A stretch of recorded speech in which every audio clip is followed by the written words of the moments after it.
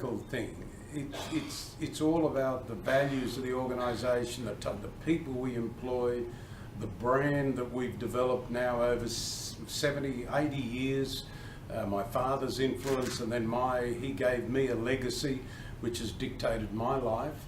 And I think those values have stood us in good stead. They're values of trust, respect, employing the right sort of people, having the right product at the right time.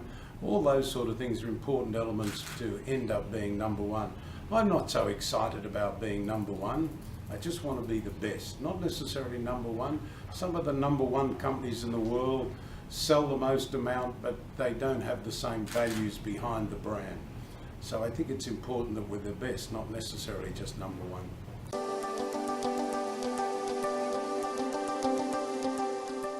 I guess from school days, I spent most of my school holidays in the family business. Whether that meant just when I was so small that they couldn't give me a proper job, I just stuck labels in a book like a little kid. So that was the early days. Later on, after I left school, my father wanted me to work in the business. Now, my father was a Gemini. They're good half the time, Geminis, and I'm an Aries, and they're not so good a lot of the time. So there was certainly some clash of personalities. Let me tell you, I love my dad. I love my dad.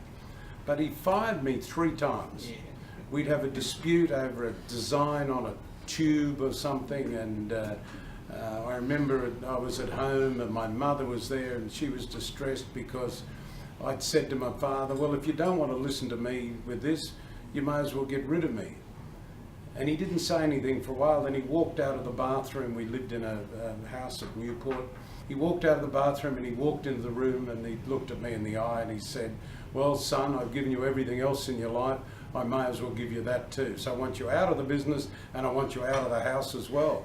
So I was about 22 years of age. I got thrown out of the house and I got thrown out of the business.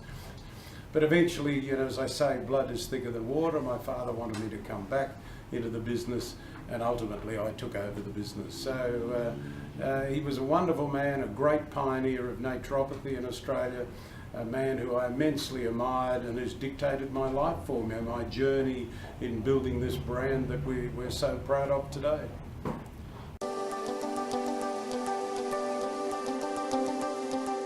There was a study came out of Harvard just in the last couple of weeks, published, to say that people that take a multivitamin have lower levels of mortality. In other words, you live longer if you take multivitamins.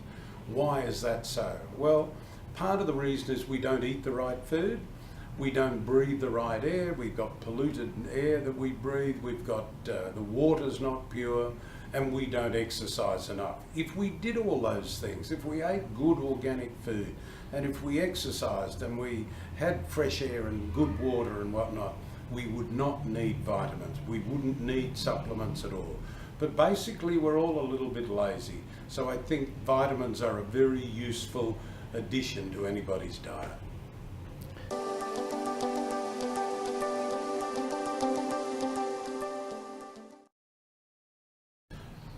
Look, I think the problem in our industry is that we are almost the world's experts in customer confusion.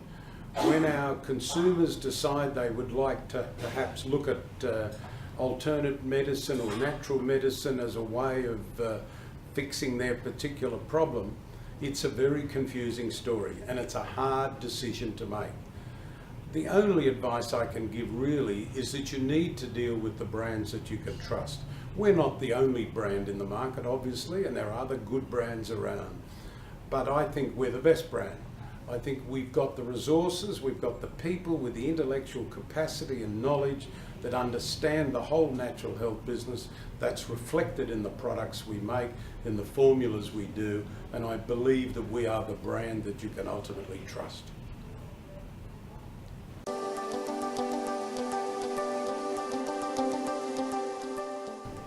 I think the wonderful thing about being in this business is the increasing public perception about our products and the increasing use of those products. So I think we're on a path, actually in the right business. The future of our business is very much about the products that we make, but it may also be about the services that we provide. I think that will increasingly become an important part of our business. You can always ring Blackmores. There are naturopaths on the phone, qualified people, a pharmacist on the phone, if you want the right sort of advice. And I think that's an important element of our future. If we get those things right, if we have the right people in place, the right product, and the passion that I talk about at Blackmores, then our success will be assured.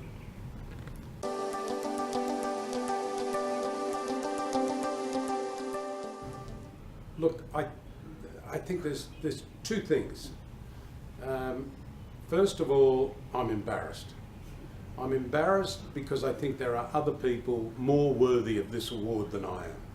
Secondly, I'm deeply honoured for the foundation to consider that I would be worthy of such award is unbelievable to me, and I'm very, very proud of that.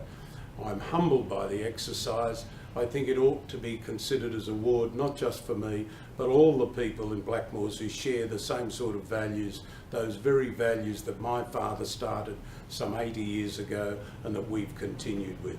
So I'm thrilled to bits. And I applaud the foundation for taking such a very positive way of helping to build the Malaysian nation. I applaud their efforts through brand building. I think it's just fantastic.